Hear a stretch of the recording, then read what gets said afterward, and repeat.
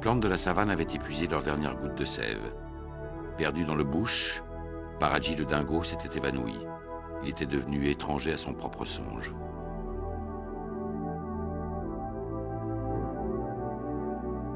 Les dromadaires du clan d'Artway ne pouvaient plus se contenter des bains de sable que leur offrait le désert. Il fallait se remettre en marche et partir à la recherche de nourriture nouvelle.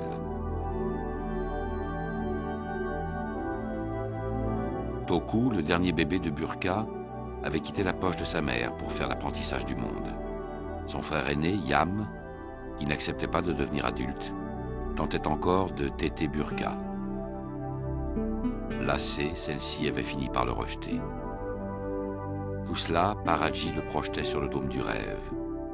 Car il en est ainsi, nous entrons dans la vie quand notre rêve commence.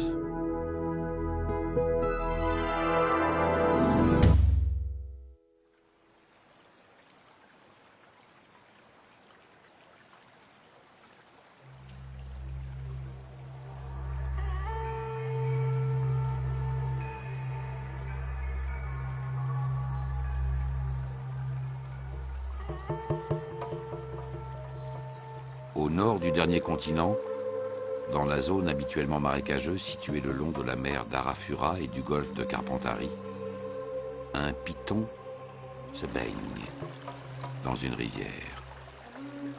Il est fluide. On dirait qu'il s'écoule avec elle.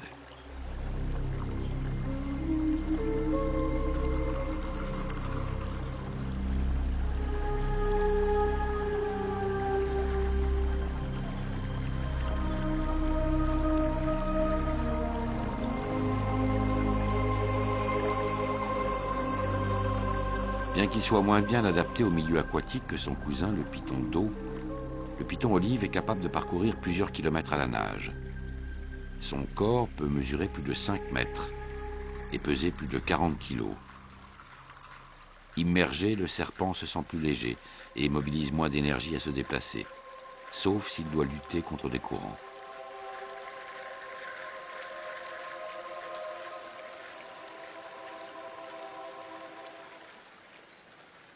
Un jeune sanglier d'Eurasie s'est égaré au bord de la rivière amaigrie où passe Kunda, le serpent olive.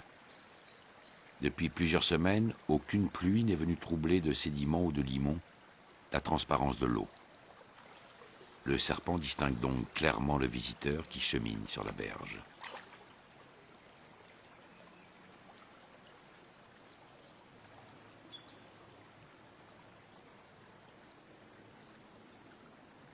Le serpent semble porter intérêt au mouvement du jeune sanglier.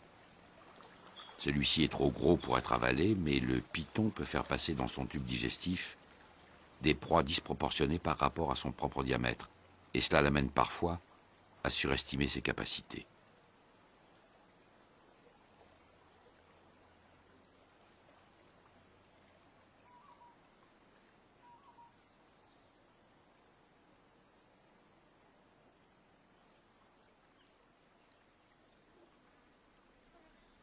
Le sanglier s'est dirigé vers les grottes creusées au pied de l'escarpement, cavité que l'eau envahit rapidement à la saison humide, lorsque les plaines sont inondées.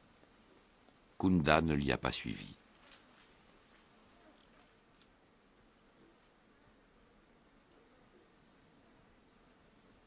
Pour la première fois depuis de nombreuses semaines, le ciel a changé d'humeur.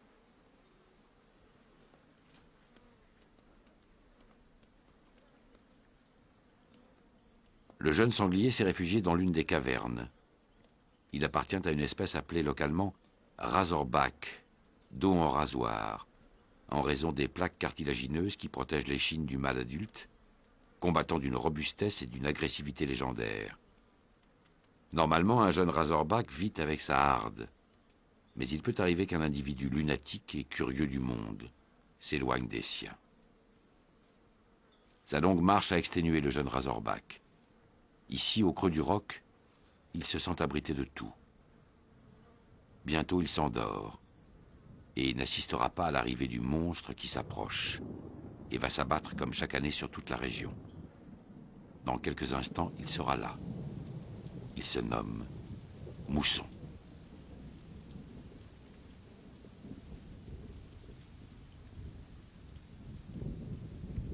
Kunda accueille sans déplaisir les ruissellements avant-coureurs du Wet, la saison des pluies. C'est une eau tiède qui coule sur son corps. Elle ne l'engourdit pas. La région est en effet gouvernée par un régime climatique tropical, comparable à celui des forêts vierges d'Asie, où la mousson qui mouille le cuir du sanglier passe pour un véritable cataclysme.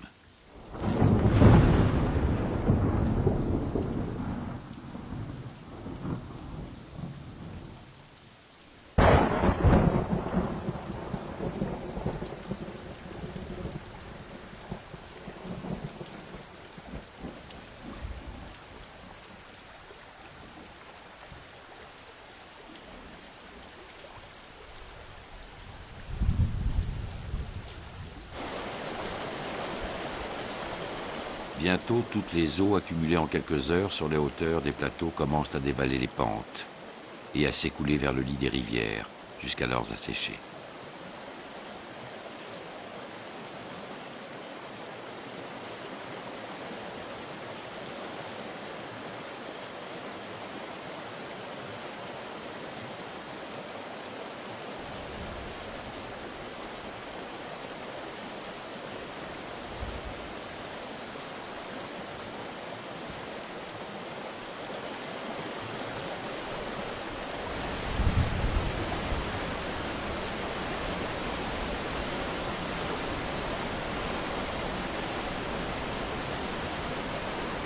Normalement, l'eau qui envahit tout prend du retard en arrivant au Billabong. Les Billabongs sont des mares profondes, formées par le retrait des rivières de leur ancien méandre. Le temps que les Billabongs se remplissent de nouveau et retrouvent leur niveau le plus élevé, l'eau épargne la plaine environnante. Mais cette année-là, les pluies du Wet seront les plus fortes de tout le XXe siècle.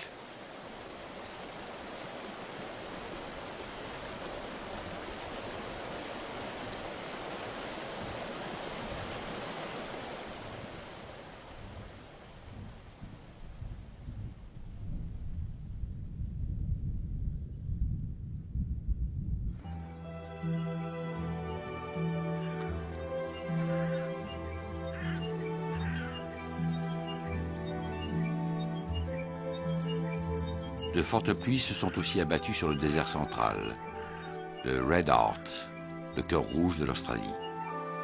Le mont Artula, roc sacré et tutélaire, se dédouble et produit un reflet. Mais ici, selon les hommes vrais, les aborigènes, chaque chose n'est que le reflet de la conscience. Ce que nous appelons le réel aussi bien que ce que nous croyons illusoire. Et le dingo qui traverse la rivière, autant que son image dans le miroir des eaux.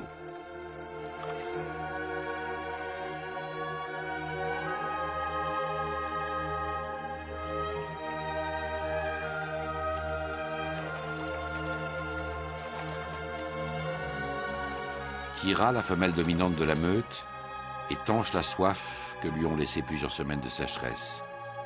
Mais l'eau ne lui procure pas le même plaisir qu'à ses enfants, Query et Marty, qui la découvrent pour la première fois.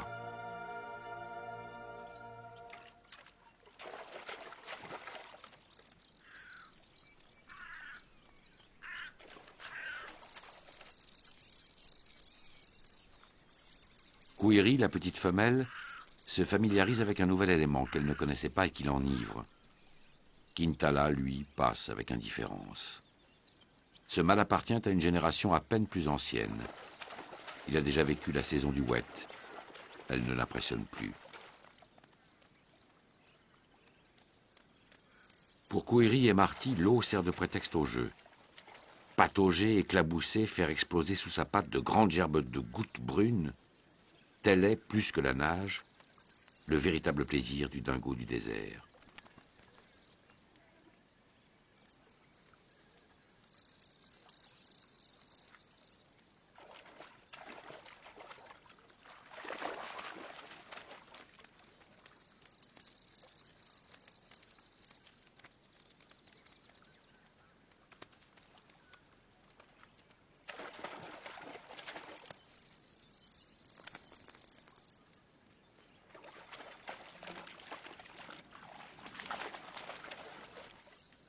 Pour les enfants de Kira, toutes ces sensations sont neuves. La boue fait jaillir du sol des odeurs nouvelles. Elle recouvre le corps d'une pommade apaisante. On peut s'y rouler avec bonheur, quand on n'avait connu jusqu'alors que le sable sec qui gratte et mord la peau.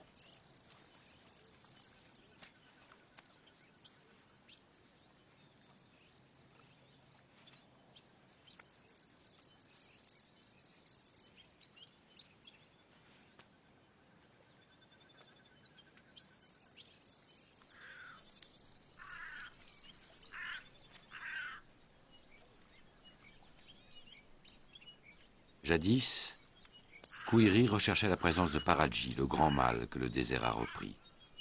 La meute s'est réduite. Ils ne sont plus que 5.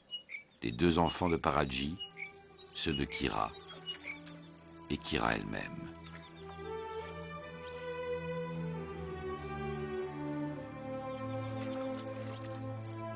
Esselée, Kira semble chercher encore son compagnon. Parfois elle parcourt les berges et croit le voir qui passe. Mais ce n'était qu'un mirage, le reflet d'un espoir qui se noie dans l'eau rouge.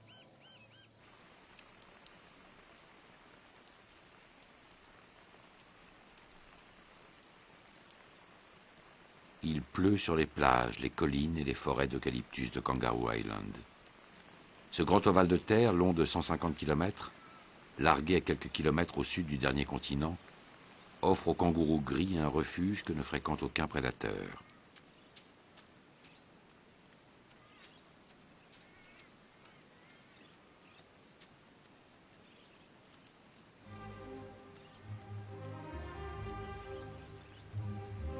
L'île jouit d'un climat atypique par rapport au reste du pays. Les eaux du bassin sud-australien jouent un rôle régulateur et les précipitations régénèrent sans cesse la végétation nécessaire aux kangourous.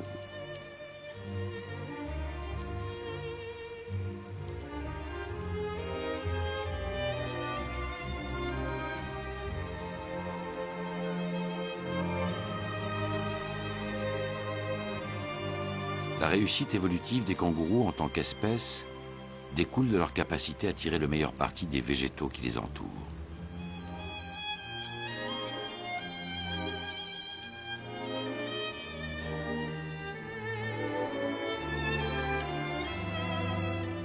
Quand il se tient debout, l'animal peut facilement cueillir les feuilles et les bourgeons des arbres. Cependant, ce sont les herbes qui forment l'essentiel de son régime alimentaire. Le kangourou est une véritable machine à hacher et à moudre les végétaux. Ses incisives supérieures forment une arcade dentaire continue comme la lame d'une moissonneuse. Un durillon du palais sert de butoir aux incisives inférieures pour bloquer et trancher les herbes.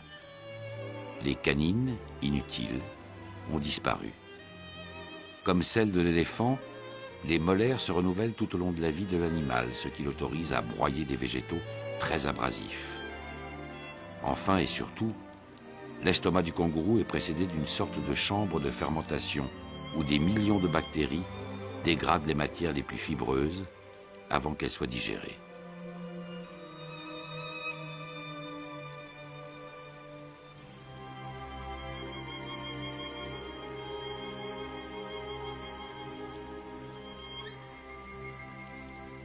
Pour Cartania et son fils Pogo qui s'enfoncent dans les herbes fraîches, toute pluie est une promesse.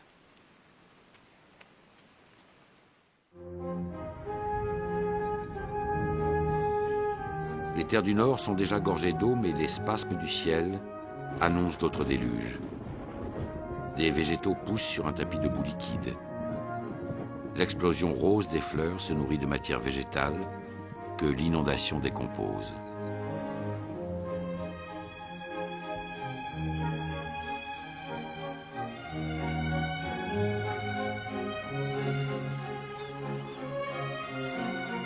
L'abondance de fleurs met en appétit, sous le regard de la tourterelle striée, les oiseaux amateurs de nectar et de pollen. Pour trouver ceux qu'ils préfèrent, le loriquet arc-en-ciel est capable de parcourir plus de 50 km. Il peut alors se trouver en concurrence avec l'entochère rouge, amateur des mêmes nourritures.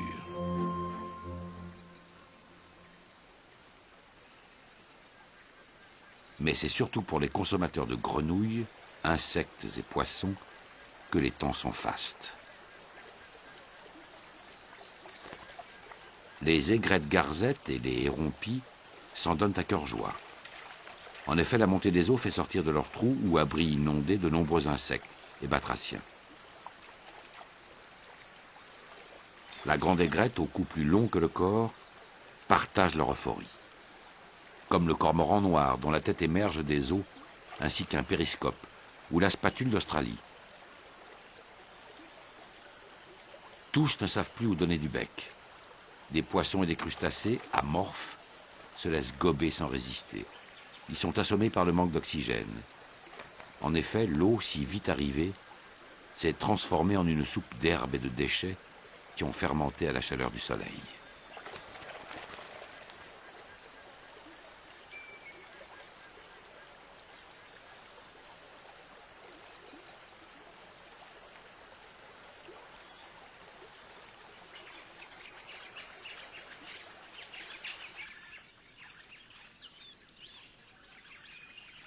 La grue Antigone d'Australie a bâti son nid d'herbes et de brindilles sur une plateforme herbeuse que l'eau n'a pas encore envahie. Le mâle et la femelle se relaieront pour couver les 2 œufs. Puis les oiseaux, monogames, consacreront tous leurs soins aux petits nouveau-nés, pendant près de 11 mois.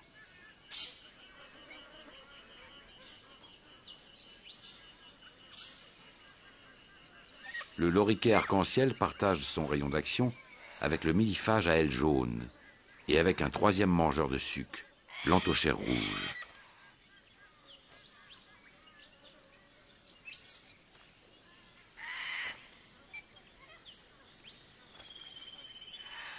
Le loriquet est bien adapté à une vie arboricole. La configuration de ses doigts, opposés 2 à 3, lui permet de mieux saisir les branches et de grimper aux arbres avec agilité.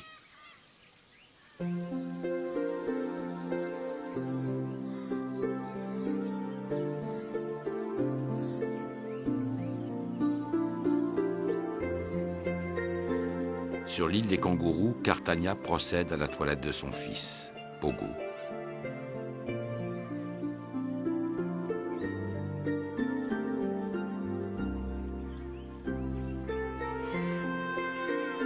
La scène, si tendre, serait pourtant banale si elle ne se déroulait devant Yam, que sa propre mère a rejeté. Cartagna met en ordre ses 4 mamelles, dont l'une s'est démesurément étirée de sorte que Pogo, trop grand pour rentrer dans la poche, puisse l'attraper du dehors. Yam, lui, est assez grand depuis longtemps pour manger de l'herbe et des feuilles, mais il garde la nostalgie de son enfance, qui s'est achevée si brutalement quand Burqa a dû le sevrer par la force. Alors quand il voit Pogo téter, il le jalouse et s'approche de Cartagna pour mendier le droit de la téter aussi, elle, sa sœur.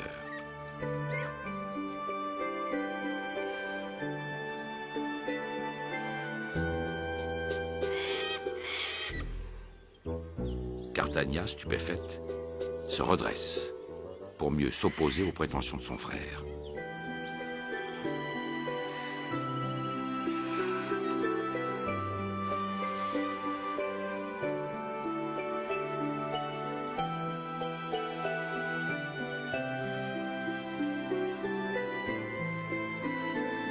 Dès que Yam esquisse un nouveau geste d'approche, Cartagna le dissuade d'un simple regard, d'un simple geste.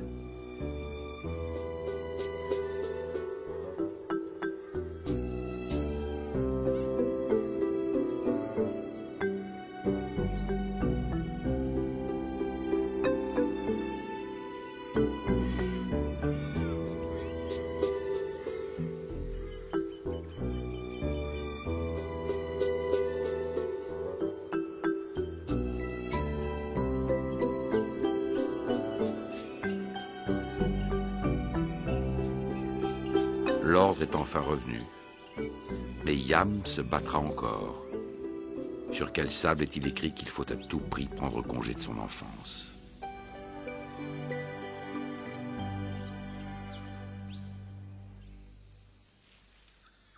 De même que les oiseaux se gavent en cette saison de criquets ou fourmis dont l'eau submerge l'habitat, Le python olive n'a eu aucun mal à tuer quelques rongeurs ou petits marsupiaux qu'elle a chassés de leur terrier. Il passe donc une grande partie de son temps à digérer, ce qui endort son agressivité et le rend lui-même légèrement léthargique.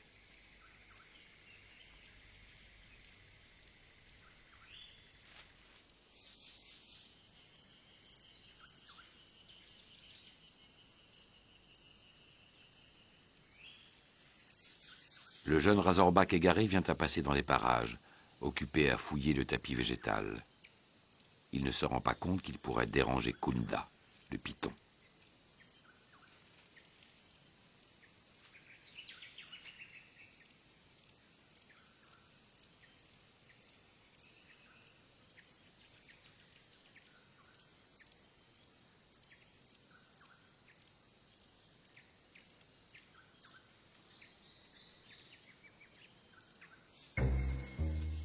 Inconscient du danger, le jeune Razorback va creuser la terre sous le corps du serpent. Comme s'il se préparait un nid, il reproduit le geste instinctif de tout animal fouisseur et terrassier. Dans une harde, il aurait été alerté par la fuite des adultes, mais seul, encore incapable d'identifier les visiteurs éventuellement hostiles, il provoque sans le savoir le python, stupéfié.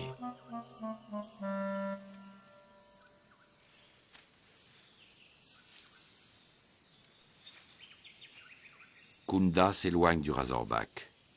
Sa langue, en quelque sorte, tâte l'air et le ramène vers le palais, où se trouve l'organe de Jacobson qui en analysera les composés chimiques. Ainsi fonctionne l'odorat du serpent. Toujours guidé par son instinct, le petit Razorback s'est creusé un nid dans les débris végétaux. Quand il se retrouve ainsi à moitié recouvert de feuilles, sa peau complète le camouflage. Kunda observe le Razorback endormi. Peut-être après tout, celui-ci mériterait-il qu'on se donne la peine de revenir.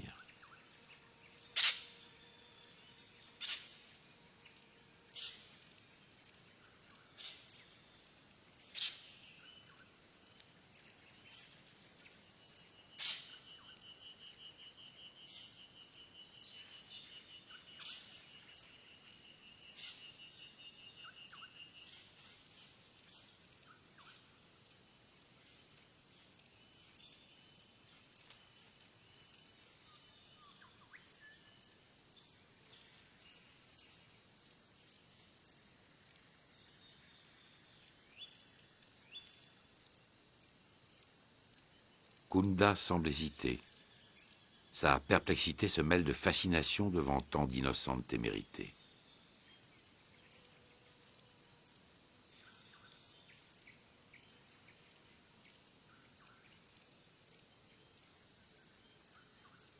Il décide ensuite de contourner le roc et d'aller considérer sous un autre angle le spectacle que lui offre le visiteur.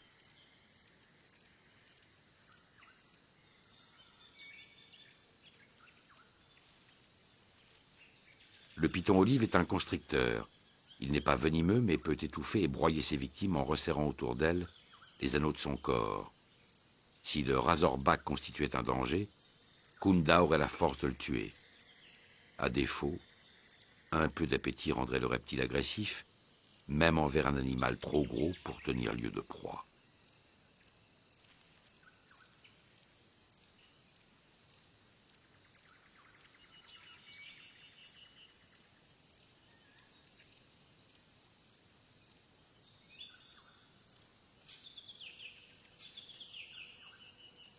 Après avoir étudié la situation comme un naturaliste attentif, Kunda se dissuade définitivement de se donner trop de peine.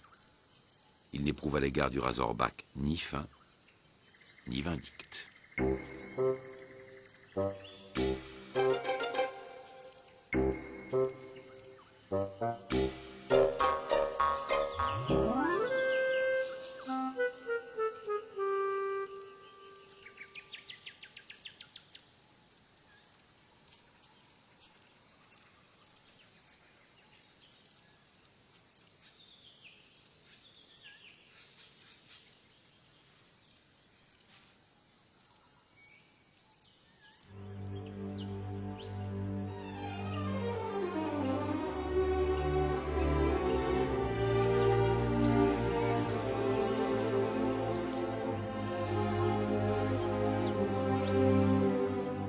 Les billabongs, ces mares profondes que les eaux ont envahies, ont cessé de servir de bassin de régulation et l'inondation s'est propagée à toute la plaine du Nord. Chaque arbre, chaque tige, chaque plante qui dépasse encore de l'eau a servi d'asile à une multitude de fourmis, araignées ou criquets qui risquaient la noyade et de salles de banquet à des nuées d'oiseaux insectivores. Les dernières terres émergées sont largement peuplées de rats, varans terrestres ou marsupiaux, car la surface de leur habitat commun s'est brusquement réduite. Enfin, les pluies se sont atténuées et le niveau des eaux s'est stabilisé.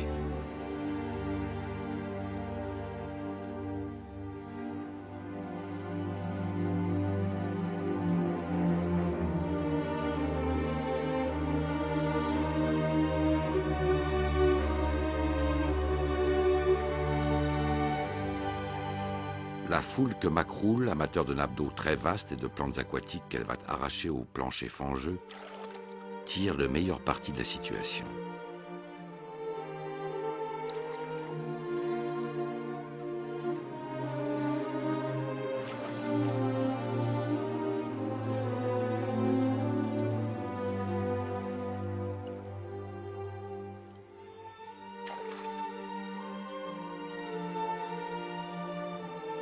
Le miniphage à bandeau roux tire de son régime de nectar et de sucre puisé au généreux calice des fleurs une énergie nouvelle.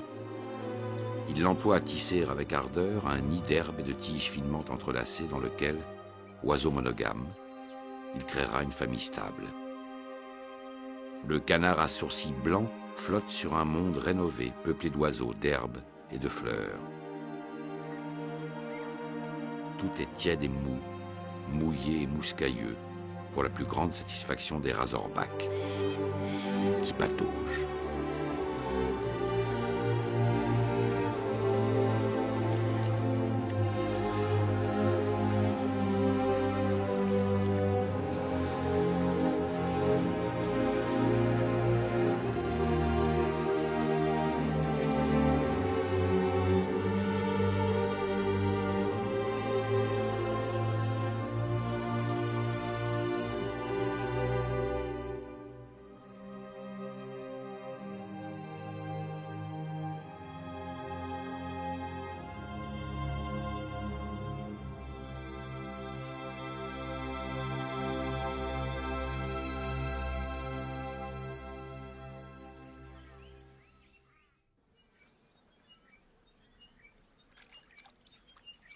Après la disparition de Paradji le dingo, il ne reste plus dans la meute aucun mâle dominant.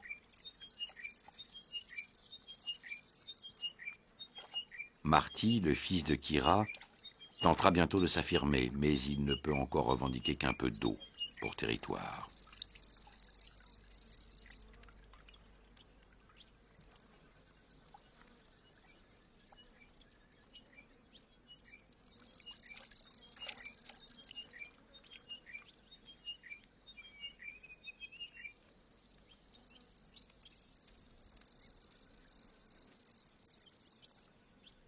Même sa sœur, Query, trouve souvent avant lui l'aubaine à ne pas manquer, comme l'os de quelque herbivore que la sécheresse a tué.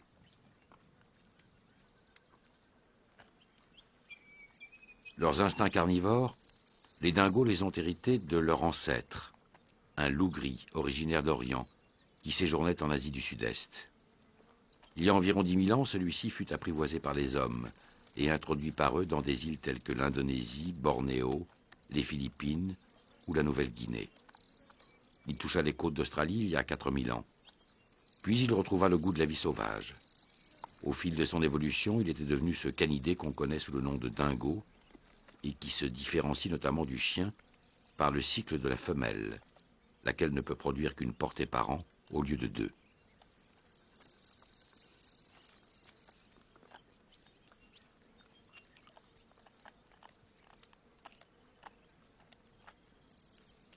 Query s'est lassée de devoir partager sa trouvaille avec son frère. Elle entend se la réapproprier, mais ne peut employer la force qui réveillerait peut-être la mâle agressivité de Marty. Il faut employer la ruse. Un bout de bois flottant servira à ses desseins. Marty croira qu'il s'agit d'un autre trésor et se désintéressera du morceau de carcasse, laissant le champ libre à Query.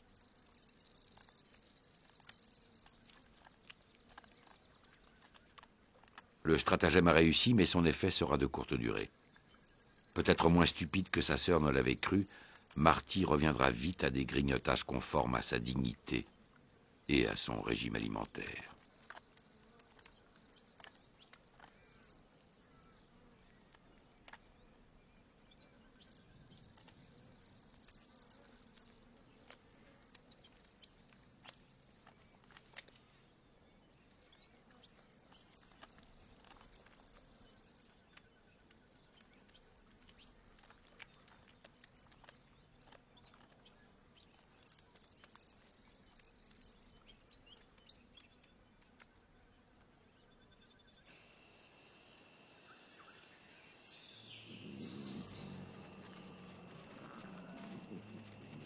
La horde d'Artway, le dromadaire, est arrivée sur des terres où poussent assez d'herbe pour que chacun puisse s'en nourrir pendant quelques jours. Les nomades cessent de courir.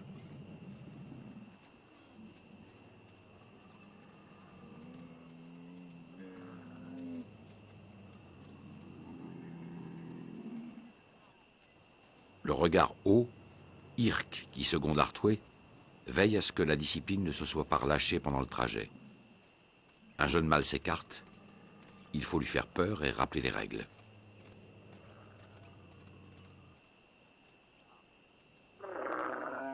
Un peu de bave à la lèvre d'Irk démontre qu'il ne se laissera pas faire. Puis il gonfle une membrane située sur son palais, le sac vocal, et la fait trembler. C'est un signe d'autorité. Artway, les talons, approuve les efforts de son second. Il ne voit pas d'inconvénient cependant à ce que les jeunes du troupeau se défoulent par le jeu.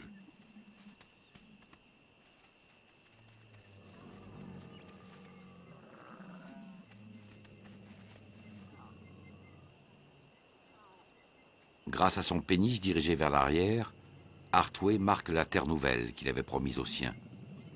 Les mouvements de sa queue dispersent son urine, afin d'en rendre les odeurs mieux perceptibles aux étrangers.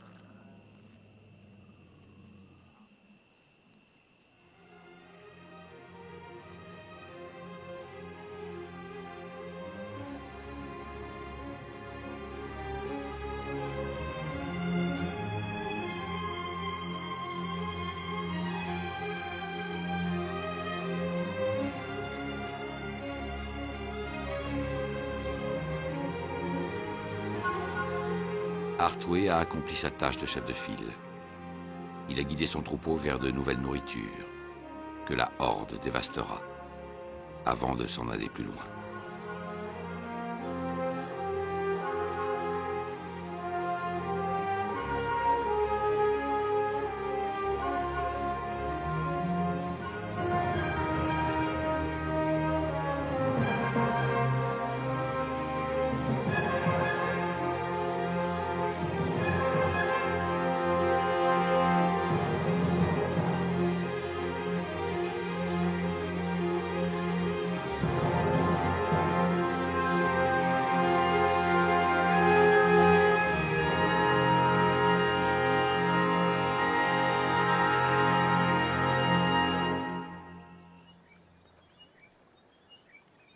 Chez les dingos comme chez les dromadaires, l'animal dominant signale sa prééminence en étalant ses excréments ou en imprégnant la terre de leur odeur.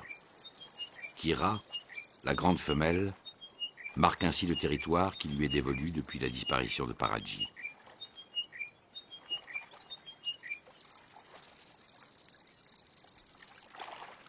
Sa fille, Query, ne songe guère, elle, à autre chose qu'à jouer, parfois aux dépens de son frère, Marty.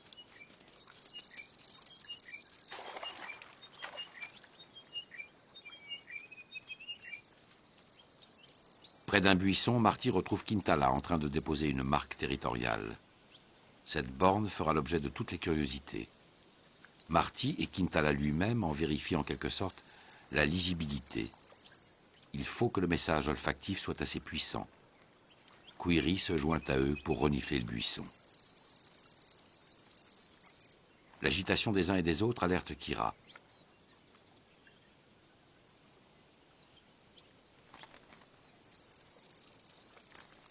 La femelle dominante ne peut tolérer que Quintala, fils de Paraji, manifeste sa vocation à s'élever dans la hiérarchie du groupe. Kira a recouvert et donc annulé la borne qu'avait posée Quintala, mais des chevaux que l'eau attire arrivent à point nommé pour distraire les dingos de leurs revendications rivales.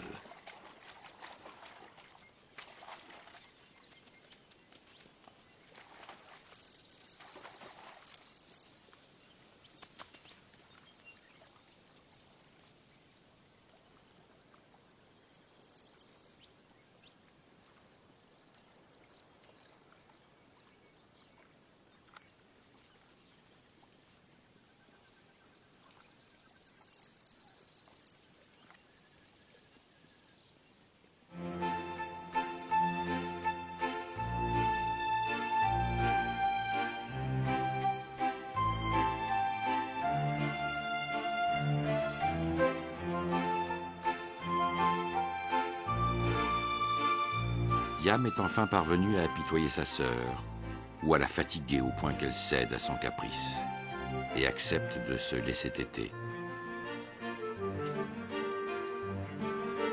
Non loin de là, Pogo ne montre aucune réticence à voir son oncle immature s'emparer d'une mamelle qui, depuis longtemps, ne devrait lui inspirer aucune convoitise.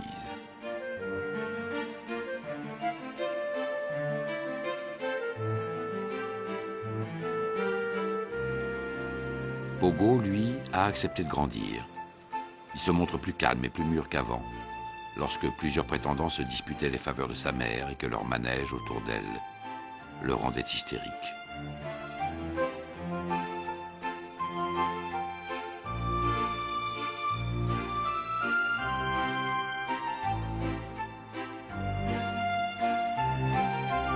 Cartagna se lasse enfin de cette situation contre nature et se détourne de son frère quémandeur.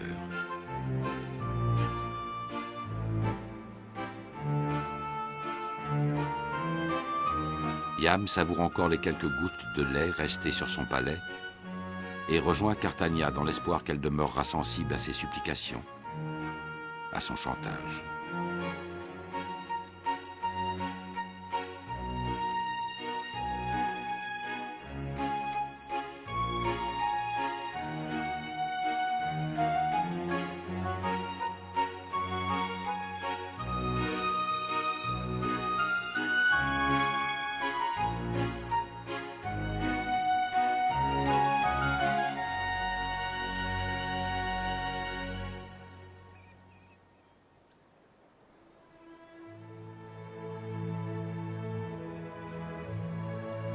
Posé au milieu d'un tapis végétal que les pluies ont transformé en un parvis de couleurs vives, le mont Artula ressemble à une cathédrale de pierre rouge.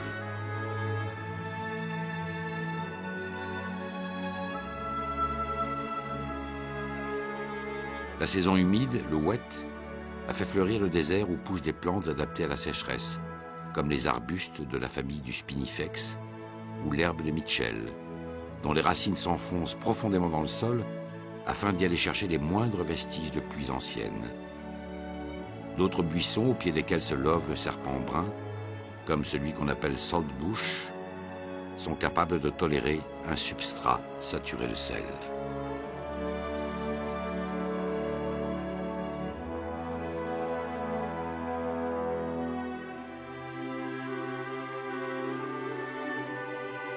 Le lézard barbu, animal à sang froid, réchauffe son corps aux rayons du soleil. Il demeure immobile, position dans laquelle il multiplie ses chances de capturer quelque insecte inconscient de sa présence.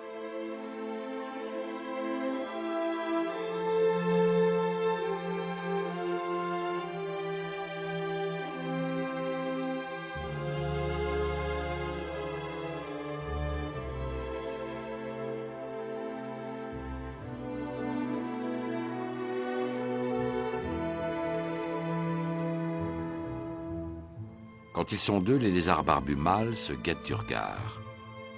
Chacun d'eux veille à ne pas être le dernier qui se montrera agressif et se jettera sur son congénère.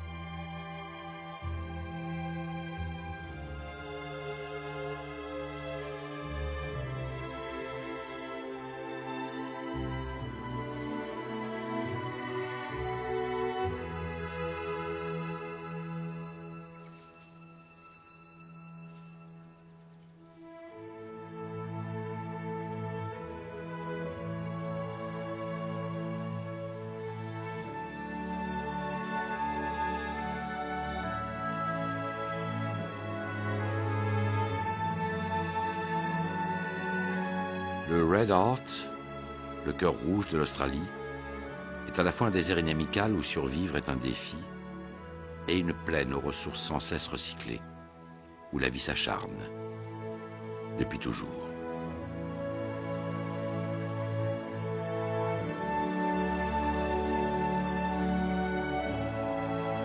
Le cinq rugueux, couleur d'ombre, se dissimule sous le couvert des herbes. La nature l'a doté d'une étonnante aptitude à abuser ses ennemis.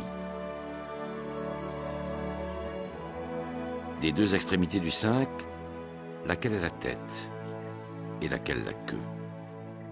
Leur renflement est identique, de sorte que le reptile bénéficie d'une chance sur deux de ne pas être croqué du côté fatal.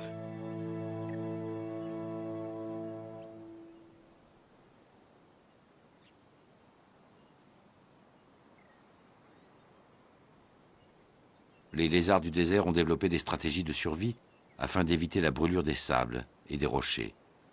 L'une d'elles consiste à réduire le temps de contact des membres avec le sol. Il suffit pour cela de ne garder sur terre, en alternance, qu'un pied sur deux.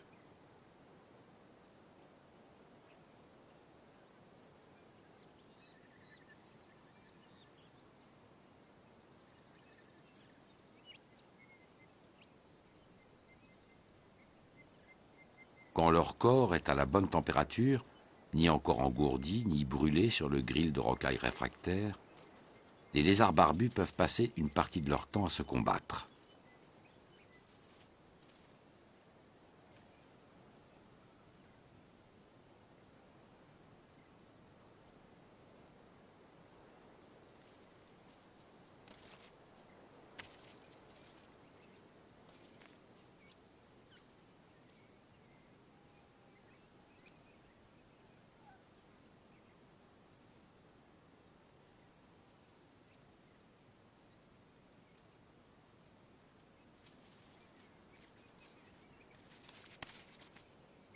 Pour intimider son adversaire, le lézard barbu gonfle sa gorge autant qu'il le peut, ce qui le fait paraître plus puissant et plus déterminé.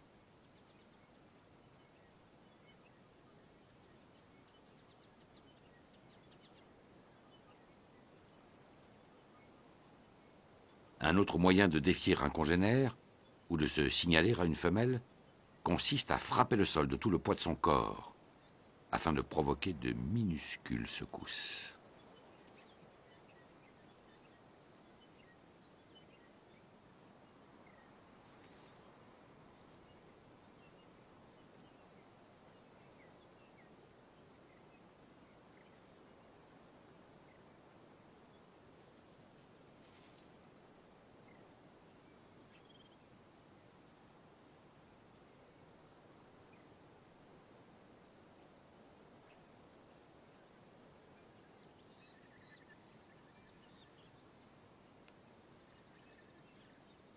Et quand il a ainsi dépensé au combat ou à la lutte contre la chaleur une partie de ses forces, le lézard part à la chasse. Une blatte d'Australie sera volontiers acceptée comme gibier. Elle servira de hors-d'œuvre avant un festin de moucherons, de fourmis et autres insectes.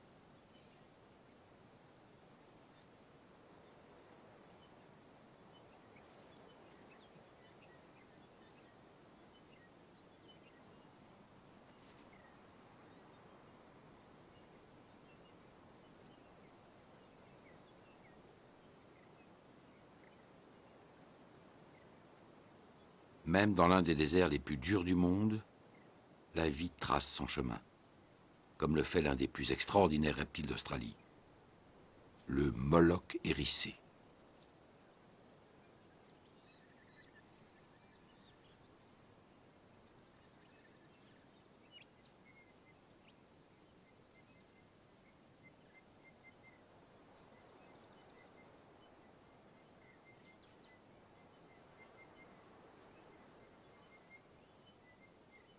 Le Moloch hérissé adopte une démarche saccadée, grâce à laquelle les fourmis, dont il se nourrit presque exclusivement, ne peuvent jamais savoir s'il avance ou s'il recule.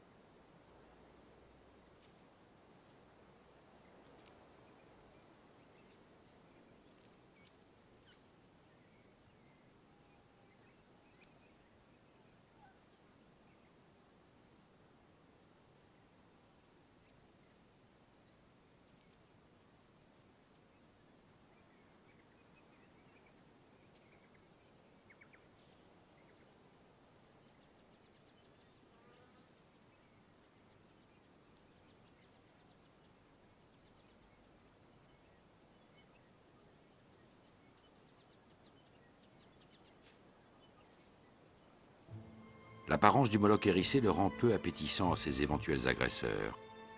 Sa rugosité, ses pointes et ses épines laissent supposer que le dévoré déchirerait le gosier du consommateur. Et si l'un d'eux se présente, le reptile lui présentera, lui, son front et ses cornes, adoptant sans le savoir la même posture que le rhinocéros.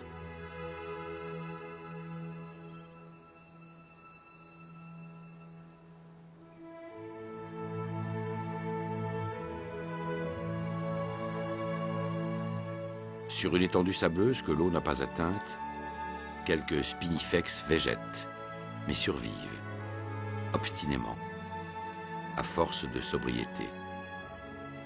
Ils ont colonisé les sols de l'Australie il y a environ 50 millions d'années, quand celle-ci s'arracha définitivement au supercontinent nommé Gondwana.